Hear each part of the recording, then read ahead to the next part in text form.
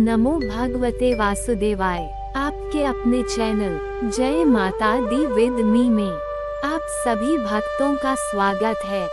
हमें आशा है कि हमारे चैनल के माध्यम से दिखाई जा रही पुरुषोत्तम मास की कथा आपको अच्छी लग रही हो। आप सभी से निवेदन है कि कमेंट बॉक्स में ओम नमो भगवते वासुदेवाय जरूर लिखें और कथा आपको कैसी लगी ये भी जरूर बताएं। शास्त्रों के अनुसार यह मास भगवान विष्णु की भक्ति, व्रत, दान और जप के लिए सबसे पवित्र माना जाता है। इस पवित्र अवधि में झूठ, कपट, दूसरों का अपमान करने और तामसिक भोजन जैसे मांस, मदिरा आदि से बचना चाहिए। आइए आज की कथा श्रवण करें। पुरुषोत्तम मास महात्म्यम कथा अध्याय 9। सूत जी बोले, तदनंतर विस्मय से युक्त नारद मुनि ने मेधावी ऋषि की कन्या का भूत वृतांत पूछा। नारद जी बोले, हे मुनि, उस तपोवन में मेधावी की कन्या ने बाद में क्या किया और किस मुनि श्रेष्ठ ने उसके साथ विवाह किया? श्री नारायण बोले, अपने पिता को स्मरण करते करते और बराबर शोक करते करते उस घर में कुछ काल उस कन्या का व्यतीत हुआ। युद्ध से भ्रष्ट हुई हरिणी की तरह घबराए, शून्य घर में रहने वाली, दुख रूप अग्नि से उठी हुई भाप द्वारा बहते हुए अश्रुनेत्र वाली, जलते हुए हृत कमल वाली, दुख से प्रतिक्षण गर्म श्वास लेने वाली, अतदीना घिरी हुई सर्पिनी की तरह अपने घर में संरुद्ध, अपने दुख को सोचती और दुख से मुक्त होने के उपाय को न देखती हुई उस कृशोदरी को उसके शुभ भविष्य की प्रेरणा से सांत्वना देने के लिए उस वन में अपनी इच्छा से ही परक्रोधी, जिनको देखने से ही इंद्र भयभीत होते हैं, ऐसे जटा से व्याप्त साक्षात शंकर के समान भगवान दुर्वासा ऋषि आए। हे नारद, भगवान कृष्ण ने राजा युधिष्ठिर से कहा कि हे राजेंद्र, वह दुर्वासा आए जिसको कि आपकी माता कुंती ने बालापन में प्रसन्न किया था। तब उन सुपूजित महर्षि ने देवताओं को आकर्षण करने वाली विद्या उन्हें दी और हे भूपाल, जिन्होंने सब देवताओं से नमस्कार किए जाने वाले मुझको भी रुक्मिणी के साथ रथ में बैलों की जगह जोता। दुर्वासा को बैठाकर रथ खींचते हुए जब हम दोनों मार्ग चलने लगे तब चलते चलते मार्ग में अति तीव्र प्यास से सूख गए थे तालु और ओष्ठ। जिस रुक्मिणी के ऐसी जल चाहने वाली रुक्मिणी ने जब मुझे सूचित किया तब कंधे पर रथ की जोत को रखे हुए चलते चलते ही पांव के अग्रभाग से पृथ्वी को दबाकर रुक्मिणी के प्रेम के वशीभूत मैंने भोगवती नाम की नदी को उत्पन्न किया। तब वही भोगवती ऊपर से बहने लगी। अनंतर उसी के जल से, हे महाराज, रुक्मिणी की प्यास को मैंने बुझाया।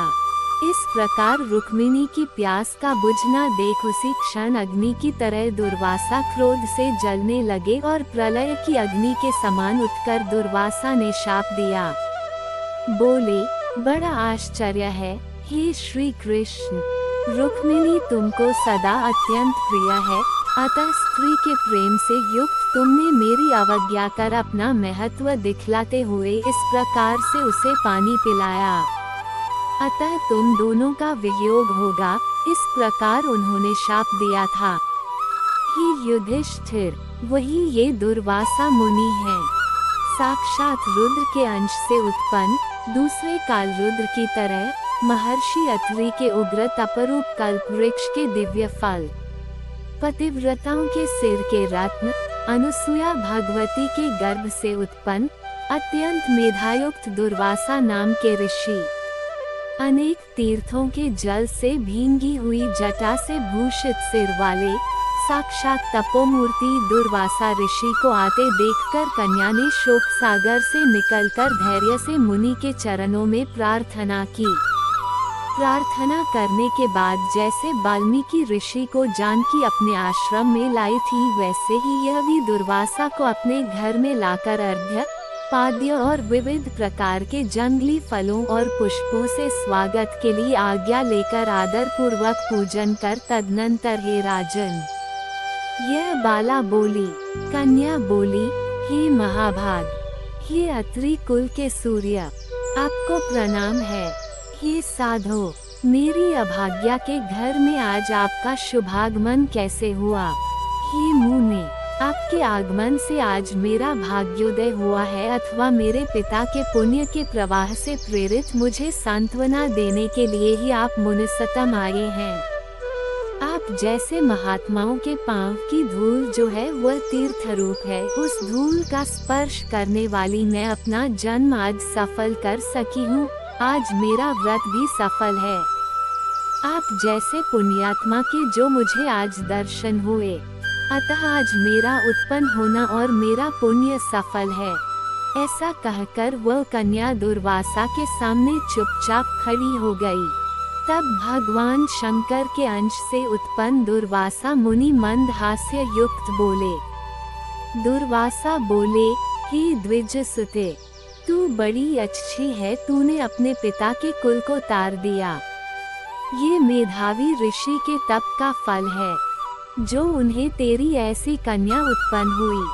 तेरी धर्म में तत्परता जान कैलाश से मैं यहाँ आया और तेरे घर आकर तेरे द्वारा मेरा पूजन हुआ। हे वरारोहे, मैं शीघ्र ही बदरिक आश्रम में मुनीश्वर सनातन नारायण देव के दर्शन के लिए जाऊंगा, जो प्राणियों के हित के लिए अत्यंत उग्र तप कर रहे हैं। कन्या बोली, हे ऋषि, आपके दर्शन से ही मेरा शोक समुद्र सूख गया। अब इसके बाद मेरा भविष्य उज्ज्वल है, क्योंकि आपने मुझे सांत्वना दी। हे मुने, मेरी उस प्रादुर्भूत बड़ी भारी ज्वाला युक्त दुख रूप अग्नि को क्या आप नहीं जानते हैं? हे दया सिंधो, हे शंकर, उस दुखाग्नि को शांत कीजिए। मेरे विचार से हर्ष का कारण मुझे कुछ भी दिखलाई नहीं देता। न मुझे माता है, न पिता, न तो भाई है जो धैर्य प्रदान करता, अतः दुख समुद्र से पीड़ित मैं कैसे जीवित रह सकती हूँ? जिस जिस दिशा में मैं देखती हूँ वह दिशा मुझे शून्य ही प्रतीत होती है। इसलिए हे तपोनिधे, मेरे दुख का निस्तार आप शीघ्र करें।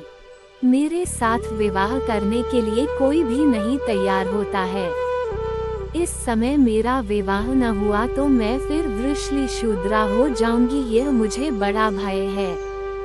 इसी भय से न मुझे निद्रा आती है और न भोजन में मेरी रुचि होती है। हे ब्राह्मण, अब मैं शीघ्र ही मरने वाली हूँ, यह मेरा इस समय निश्चय है।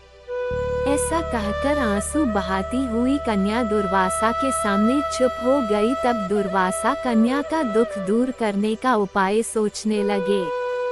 श्री नारायण बोले, इस प्रकार मुनि कन्या के वचन सुनकर और इसका अभिप्राय समझकर बड़े क्रोधी मुनिराज दुर्वासा ने उस कन्या का कुछ हित विचार पूर्ण कृपा से उसे देखकर सारभूत उपाय बतलाया। इति श्री बृहन्नारदीये पुरुषोत्तममास्महात्म्ये नवमोऽध्यायः संपूर्ण। बोलिए श्री लक्ष्मी नारायण भगवान की जय।